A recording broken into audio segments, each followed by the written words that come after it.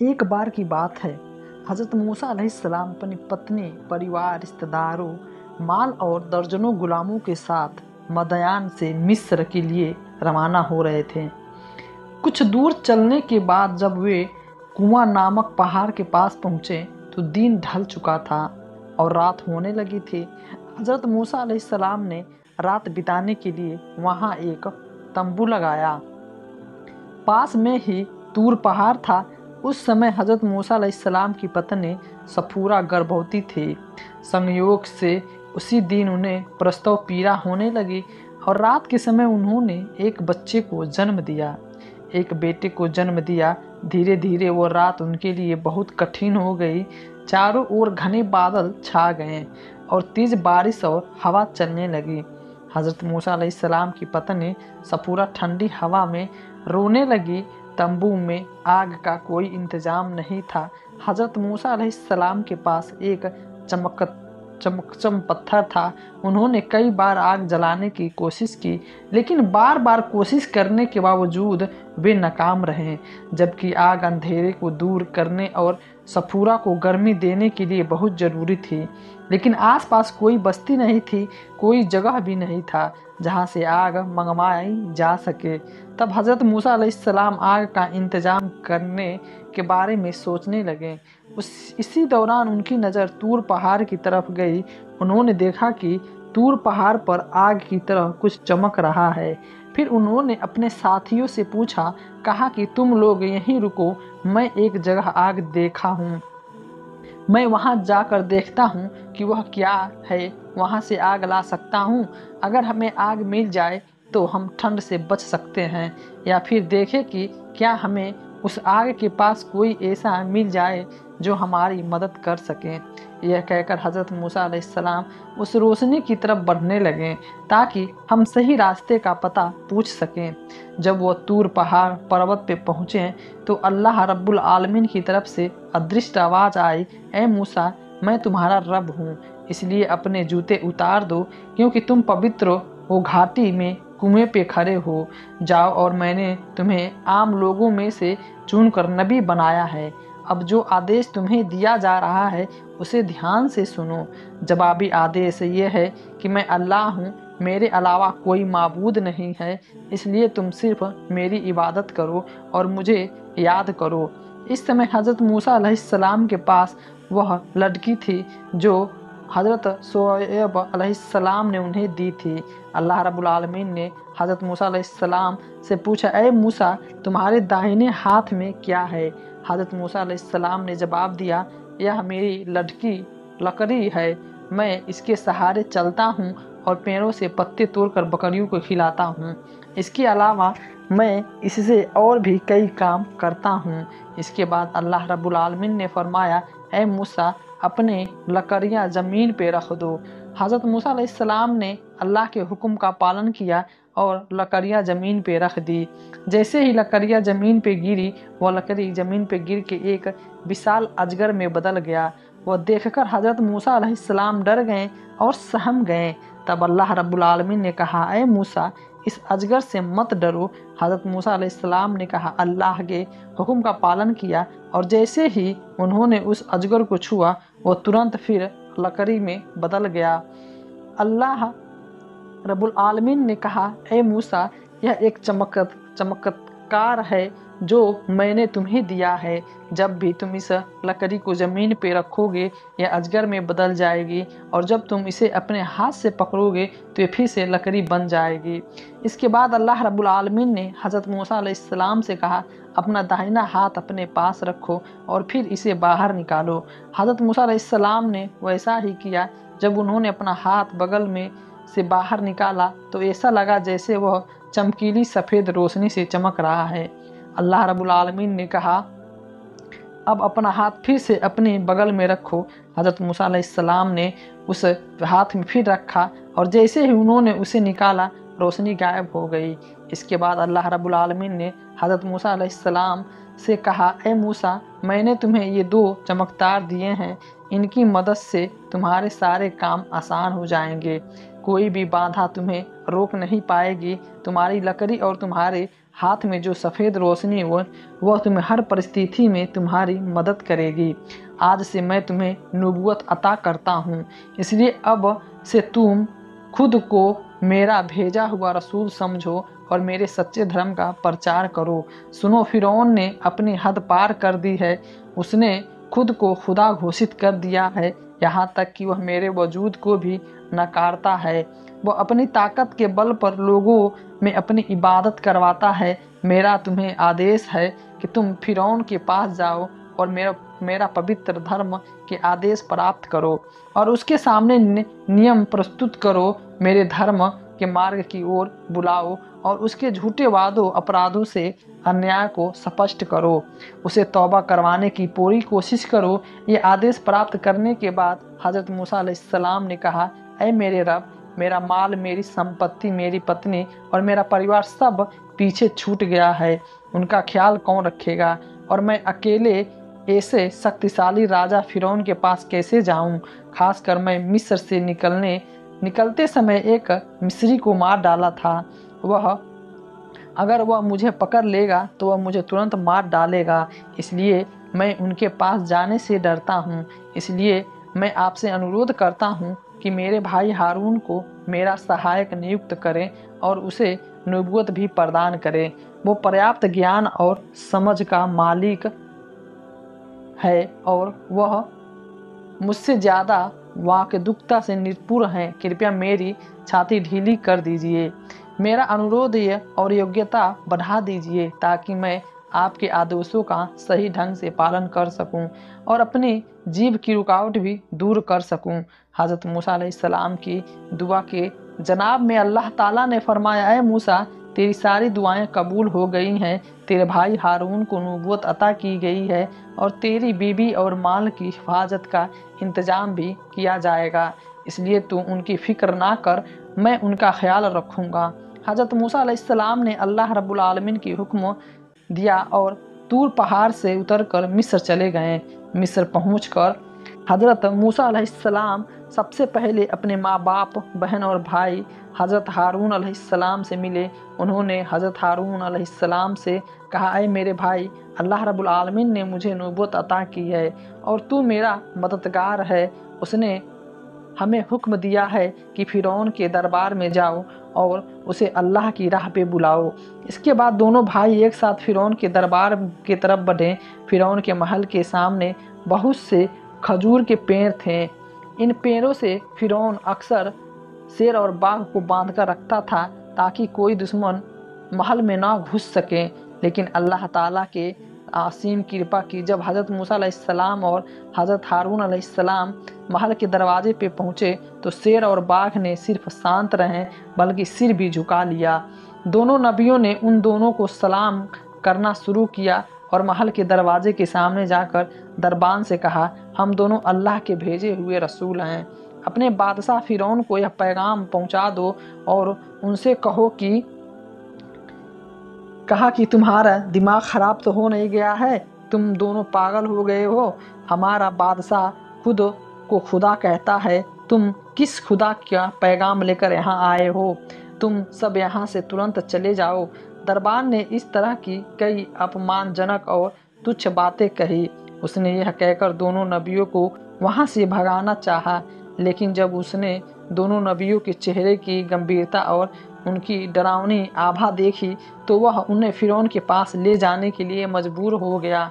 दोनों नबी फिरौन के दरबार में पहुँचे। फिरौन ने हज़रत मूसा अलैहिस्सलाम की ओर रुख किया और यह देखकर उसने कहा, ऐ मूसा, क्या मैंने तुम्हें अपने बेटे की तरफ से नहीं पाला?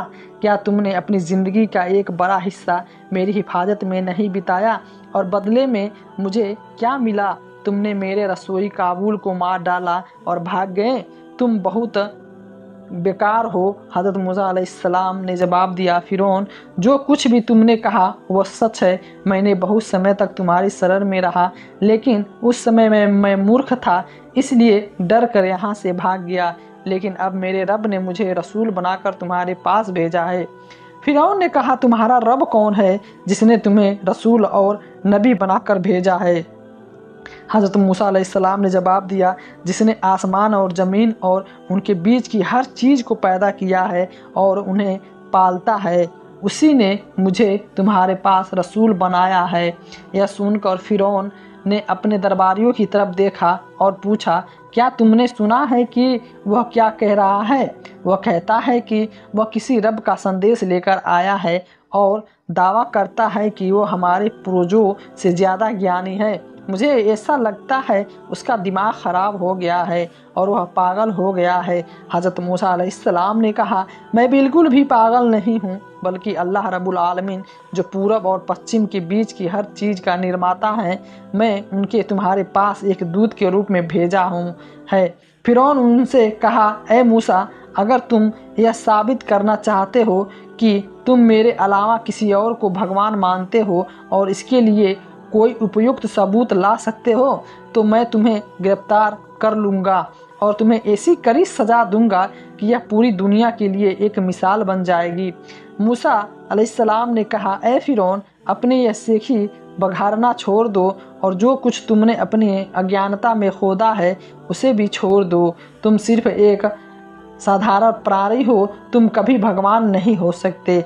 ऐ फ़िरौन के दरबारियों, अल्लाह ताला ने मुझे तुम्हारे पास अपना रसूल बनाकर भेजा है ताकि मैं तुम्हें सच्चाई और सच्चे दीन का पैगाम दे सकूं। इसलिए ऐ फ़िरौन, ईमान लाओ, ला इलाहा इल्लल्लाह मुहम्मदुर रसूलुल्लाह।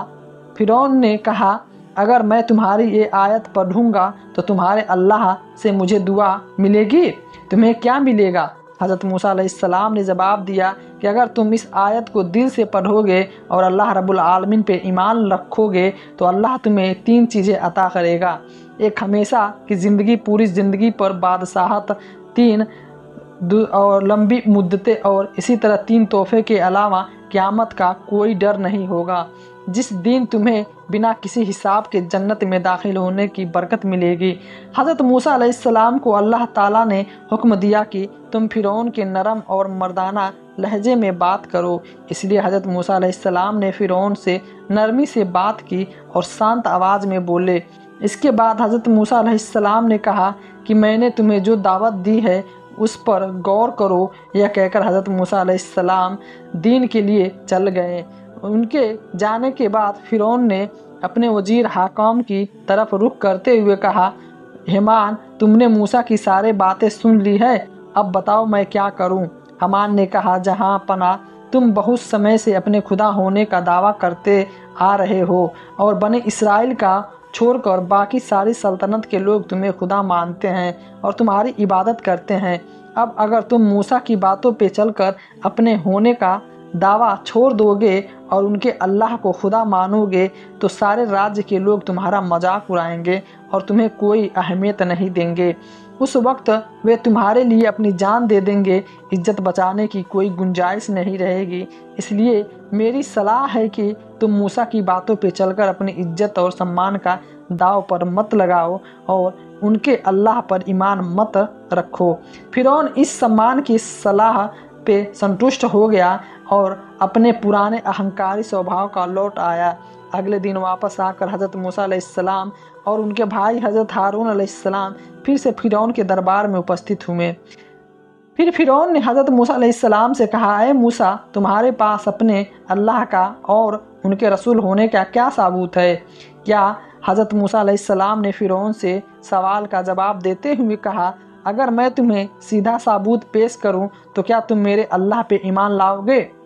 फ़िरौन ने कहा, अगर तुम सच्चे हो तो पहले मुझे वह सबूत दिखाओ, उसके बाद ही मैं इस पर विचार करूंगा।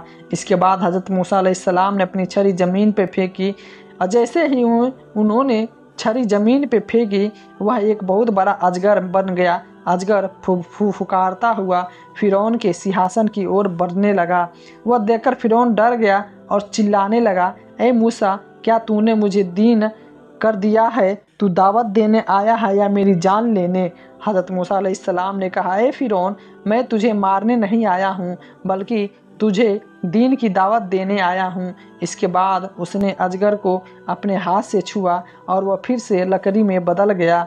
फिरौन को राहत मिली, उसने सांस ली और अपने तख्त पे बैठ गया। इस समय हज़रत मूसा अलैहिस्सलाम ने अपने हाथ अपनी कांख के नीचे रखा और फिर बाहर निकाला। अचानक उनके हाथ में एक तेज रोशनी निकली और निकलने लगी, जो इतनी तेज थी कि सूरज की रोशनी के भी उसके सामने फीकी पड़ गई। जिसकी काफ़ी आँखों पे वह रोशनी होती है, वह अंधा हो जाता है। फिरौन डर गया और बोला, ए मूसा, अपनी यह रोशनी बुझा दे, नहीं तो हम सब अंधे हो जाएंगे। हज़रत मूसा अलैहिस्सलाम ने फिर से हाथ बगल में रखा और फिर रोशनी बुझ गई। यह चमत्कार देखकर फिरौन का मन अल्लाह रब्बुल आलमीन पे ईमान लाने के लिए तैयार हो गया। लेकिन जैसे ही वजीर हम फिर फिरौन के इस झुकाव को देखा, उसने तुरंत कहा, जहाँ पना मूसा एक महान जादूगर है, उसके ये सारे जादू देखकर डरो मत। राज्य में मूसा जैसे जादूगर हैं और उनमें भी बड़े जादूगर हैं, उनके जरिए हम मूसा को हरा सकते हैं। हमान की बातें सुनकर फिरौन की हिम्मत बढ़ गई और उनका मनोबल फिर से बदल गया। उसने हज़रत मूसा अलैहिस्सलाम से कहा, ए मूसा, मेरे राज्य में तुम्हारे जैसे बहुत से जादूगर हैं, अगर तुम उन्हें हरा सको तो मैं तुम्हारे अल्लाह पे ईमान लाऊंगा। हज़रत मूसा अलैहिस्सलाम ने कहा, ठीक है, ऐसा ही हो। अब बताओ मुझे किस दिन तुम्हारे जादूगरों से मुकाबला करना पड़ेगा। फिरौन ने कहा, हमारे सामने एक त्यौहार का दिन है, उस दिन बहुत से लोग इकट्ठा होंगे और उसी दिन तुम्हारा सामना मेरे जादूगरों से होगा। हज़रत मूसा अलैहिस्सलाम ने कहा, ठीक है, ऐसा ही होगा। यह कहकर हज़रत मूसा अलैहिस्सलाम और हज़रत हारून अलैहिस्सलाम फिरौन के दरबार से चले गए। इनके बाद फिरौन ने पूरे राज्य में संदेश भेजा और सभी जादूगरों को इकट्ठा होने का आदेश दिया। कुछ ही दिनों में राजधानी में 4000 जादूगर इकट्ठा हो गए। फिरौन को पूरा भरोसा था कि इन जादूगरों के जरिए वह मूसा को हराने में कामयाब हो जाएगा। फिरौन ने उन जादूगरों से कहा, ए जादूगरों, मैंने 300 साल तक तुम्हारा पालन पोषण किया है, लेकिन बदले में मैंने तुमसे अभी तक कोई चीज़ नहीं मांगे।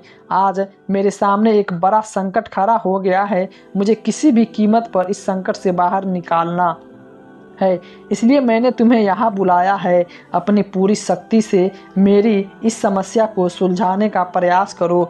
आप सभी मूसा के बारे में जानते हो, वह एक महान जादूगर है, लेकिन मुझे यकीन है कि मूसा जादूगर आपकी ताकत के सामने पूरी तरह से विफल हो जाएगा। अगर आप अपने जादू का इस्तेमाल करते हैं, आप मूसा की उसकी शक्ति की मदद से हरा सकते हैं, तो मैं आपको ऐसा इनाम दूंगा जिसकी आप कल्पना भी नहीं कर सकते। जादूगरों ने कहा, इसके लिए मूसा बिल्कुल भी चिंता मत करें, ज़रूरत नहीं है कि हम जादू की तुलना में जादू की जा सके और उसका जादू बिल्कुल बेअसर रहेगा। उसे हमारे सामने हार माननी पड़ेगी। तुम निश्चिंत रहो कि जीत तुम्हारी ही होगी। फिर तय तारीख पर फिरौन द्वारा चुने गए 4000 जादूगर मैदान में पहुँचे। जादू दिखाने के लिए एक बड़ा और चौड़ा मैदान चुना गया। देश के सभी लोग इस मैदान में जमा हो गए। वे मूसा अलैहिस्सलाम और फिरौन के जादूगरों के बीच मुकाबला देखने आए थे और जानना चाहते थे कि इस मुकाबले में कौन जीतता है और कौन हारता है। हजारों लोग मैदान में मौजूद थे, जिनकी आवाज़ से पूरा इलाका गूंज रहा था। उस समय हज़रत मूसा अलैहिस्सलाम अपनी छड़ी हाथ में लिए मैदान में पहुँचे।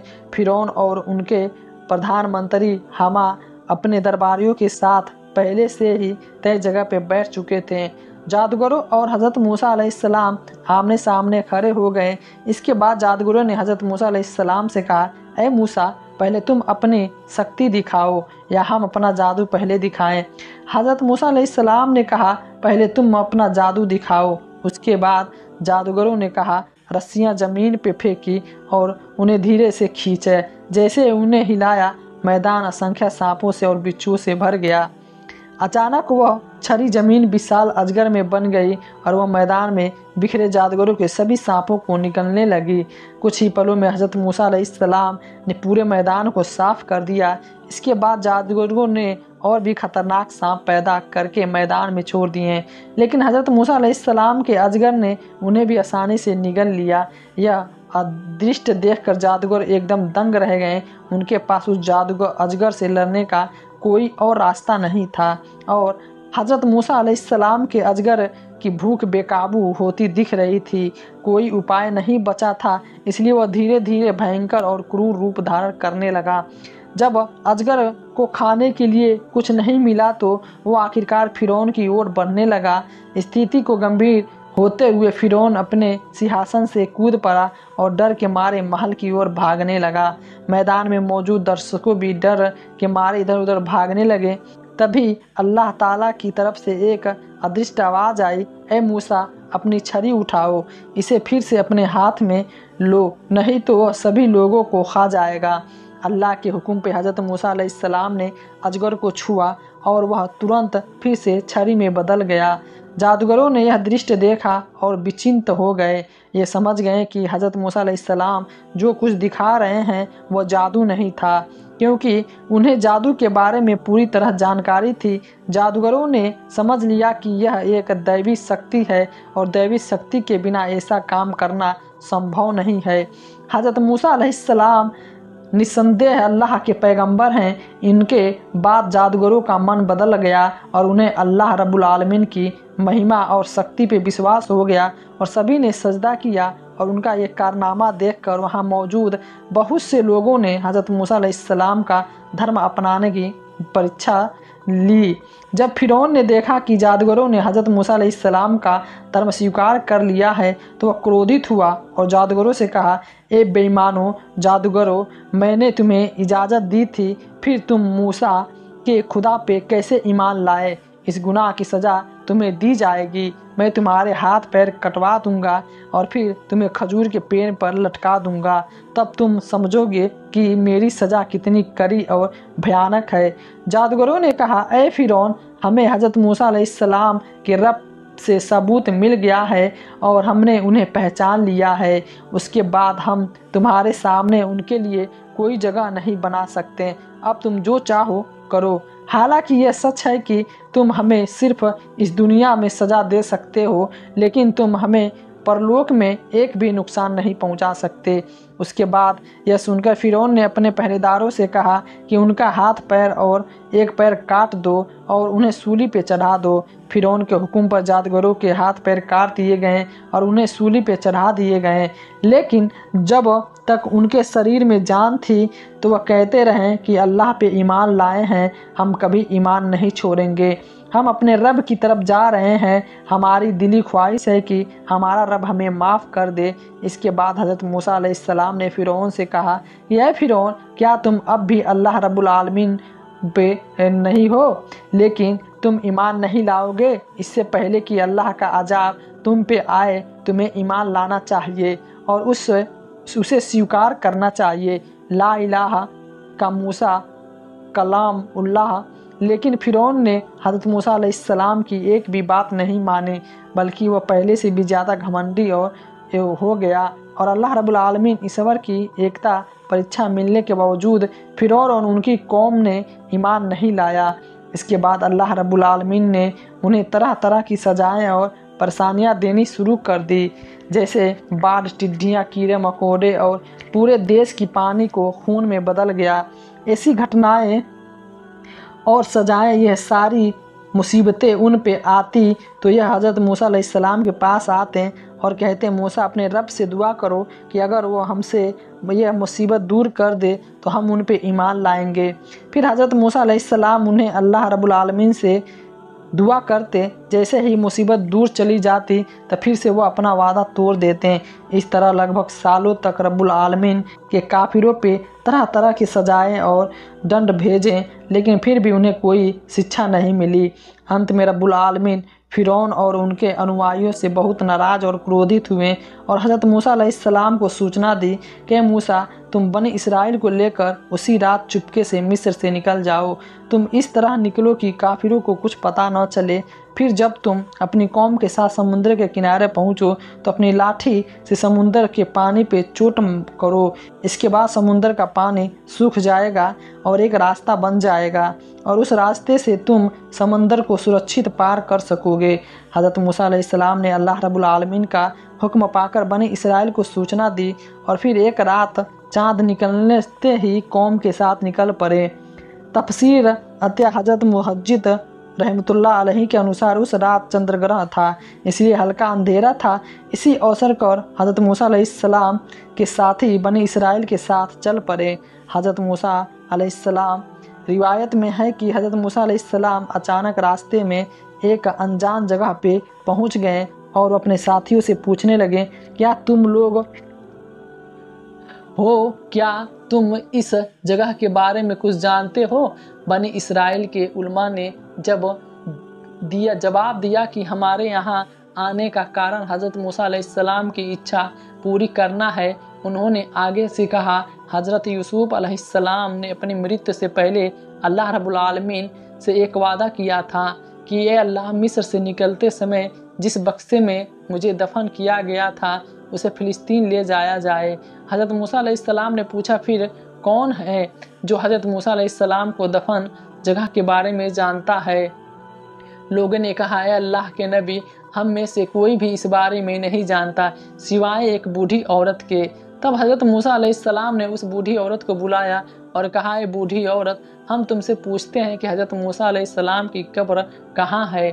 तो बूढ़ी औरत ने कहा, है अल्लाह के नबी, मेरे एक शर्त है जिसके बारे में जानने से पहले मैं तुम्हें हज़रत यूसुफ अलैहिस्सलाम की कब्र के बारे में नहीं बताऊंगी। हज़रत मूसा अलैहिस्सलाम ने पूछा, है बूढ़ी औरत, तुम्हारी क्या शर्त है? बूढ़ी औरत ने कहा, है अल्लाह के नबी, मैं चाहती हूँ कि हम दोनों जन्नत में साथ रहें। अगर तुम मुझे ये वादा करो तो मैं तुम्हें हज़रत यूसुफ अलैहिस्सलाम की कब्र दिखाऊंगी। लेकिन हज़रत मूसा अलैहिस्सलाम अल्लाह के हुक्म के बिना कोई वादा नहीं करते थे। फिर वह सही हो गए और तब अल्लाह रब्बुल आलमीन आम लोगों से ये बात आई, ए मूसा, तुम उस बूढ़ी औरत से ये वादा कर सकते हो? अल्लाह के हुक्म के बाद हज़रत मूसा अलैहिस्सलाम ने बूढ़ी औरत से वादा किया। फिर बूढ़ी औरत ने उन्हें एक कुएं के पास ले गई और कहा, ए अल्लाह के नबी, इस कुएं का पानी पूरी तरह से निकाल दो। इस कुएं के नीचे हज़रत यूसुफ अलैहिस्सलाम की कब्र है। बूढ़ी औरत के कहने पे कुएं का पानी निकाल दिया गया। फिर देखा गया कि हज़रत यूसुफ अलैहिस्सलाम की लाश एक बक्से में रखी हुई थी। फिर उस बक्से को ऊपर उठाया गया उन्हें और हज़रत मूसा अलैहिस्सलाम बनी इसराइल के साथ 100 से भरा ताबूत लेकर चलने लगे। चलते चलते 100 में इतनी रोशनी निकली थी कि मानो सूरज की किरणें फैल रही हो। हज़रत मूसा अलैहिस्सलाम बनी इसराइल से तेज़ी से लाल सागर की ओर बढ़े। वे आगे बढ़ते रहें और सुबह हो गई। जब वे बनी इसराइल के घरों से गए और देखा कि बनी इसराइल का कहीं कोई निशान नहीं है, तब उन्हें समझ आ गया कि बनी इसराइल मिस्र से निकल चुके हैं। उन्होंने तुरंत फ़िरौन को इसकी सूचना दी। यह खबर सुनकर फ़िरौन भड़क गया। फिर उसने मौजूद लोगों और सैनिकों में उत्तेजना फैलाने के लिए कहा, यह वही काम है जो इजराइलियों ने किया है। वो धोखा देकर हमसे भाग रहे हैं। हमारे लिए ज़रूरी हो गया है कि हम उन्हें पकड़ें और उन्हें कड़ी सज़ा दें। मेरा हुक्म है कि अब मेरे सारे सैनिक तुरंत तैयार हो जाएं और हथियारों से लैस होकर इसराइलियों को पकड़ने के लिए निकल पड़े। फ़िरौन के आदेश पर उसके सैनिक हथियारों से पूरी तरह लैस होकर तय जगह पर जमा हो गए। फिर एक बहुत बड़ी सेना लेकर फ़िरौन की तरफ बढ़ चले और इसराइल हज़रत मूसा अलैहिस्सलाम का पीछा करने के लिए निकल पड़े। वह तेज़ी से आगे बढ़ रहे थे और उनके पीछे फ़िरौन की उनकी सेना भी थी, तेज़ी से उनका पीछा करती जा रही थी। उन्होंने कहीं एक छोटा भी विराम लेने की नहीं सोची, क्योंकि वे जानते थे कि अगर वे रुके तो शिकार हाथ में निकल जाएगा और वह किसी भी हालत में बनी इसराइल को हाथ से जाने नहीं देना चाहते। इस बीच हज़रत मूसा अलैहिस्सलाम बनी इसराइल के साथ लाल सागर के किनारे पहुंच गए। बनी इसराइल पीछे मुड़े। इस स्थिति में बनी इसराइल बहुत निराश और निश्चिंत हो गए और चिंतित हो गए। जिस तरह वह जिस संकट से बाहर आए थे, उनके पीछे दौड़ रही थी, उसे देखकर बनी इसराइल सोचने लगे कि आज उनकी मृत्यु निश्चित है।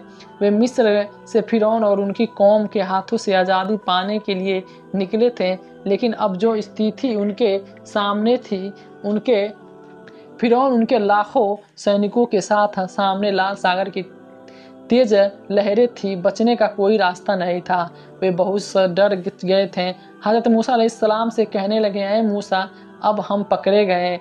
जब तक कृतियाँ और हम पे अत्याचार करती रहेगी हम जिंदा थे, लेकिन अब हमें कोई सुरक्षा नहीं मिलेगी।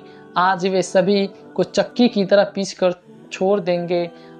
अगर किसी को जिंदा भी छोड़ेंगे तो उसे गुलाम बना लेंगे। ऐसी स्थिति में हज़रत मूसा अलैहिस्सलाम अकेले और शांत खड़े रहें, क्योंकि उन्हें पता था कि उन्होंने जो कुछ भी किया है वह अल्लाह के आदेश से किया है। इसलिए सबसे ज़्यादा अल्लाह रब्बुल आलमीन महान शक्ति और ज्ञान के मालिक और इस संकट से उभरने में उनकी मदद ज़रूर करेंगे। इसी विश्वास के साथ उन्होंने बनी इसराइल से कहा कि बनी इसराइल, डरने की कोई बात नहीं है, अल्लाह हमारे साथ है, वह हमें मिस्र से निकलने का रास्ता ज़रूर दिखाएगा। इससे पहले अल्लाह रब्बुल आलमीन ने वही के ज़रिए हज़रत मूसा अलैहिस्सलाम से कहा था कि जब तुम लाल सागर के किनारे पहुँचो तो लाठी से पानी पे मारो, जिससे एक रास्ता बन जाएगा और तुम और बनी इसराइलियों से सुरक्षित समुद्र के पार चल जाओगे। लेकिन जब हज़रत मूसा अलैहिस्सलाम लाल सागर के किनारे पहुँचे तो इस बात को बिल्कुल भूल गए। इसलिए दूसरी तरफ पकड़े जाने के डर से वे तय नहीं कर पा रहे थे कि क्या करें और क्या। बनी इसराइल की चीख सुनी, इसलिए वो थे कि उन्होंने अपने पीछे मौत का एहसास हो रहा था। इसी स्थिति में अल्लाह ने अपनी रहमत से हज़रत मूसा अलैहिस्सलाम को फिर से वह जरिया फरमाया, ऐ मूसा, तुम अपनी लाठी को समुद्र पे वार करो। और तब हज़रत मूसा अलैहिस्सलाम अपनी लाठी समुद्र पे वार किया और तुरंत पानी का 2 हिस्सों में बट गया। इस तरह इजरायली के 12 कबीले के रास्ते बन गए और पानी के दोनों तरफ बर्फ़ की एक सख्त पहाड़ खड़ी हो गई। ऐसा लग रहा था कि दोनों तरफ जैसे पहाड़ों हो और बीच में एक रास्ता हो। अल्लाह के असीस परी के कारण वो सागर में बीच रास्ता बन गया और हज़रत मूसा अलैहिस्सलाम अपने निर्देश 12 कबीले के एक रास्ते लोगों को लेकर निकल गए। तब फिरौन पीछे से आ रहा था और वह बहुत जल्द ही अपने सैनिकों के साथ आ रहा था। लाल सागर में तट पे पहुंचते ही वो बीच में ऐसा देखकर आश्चर्यचकित हो गया। ऐसा रास्ता मानव कल्पना से भरे था, जिससे वह आश्चर्यचकित हुआ और मैंने तब ईश्वर से तय किया कि ये ईश्वर हमें माफ़ कर दे।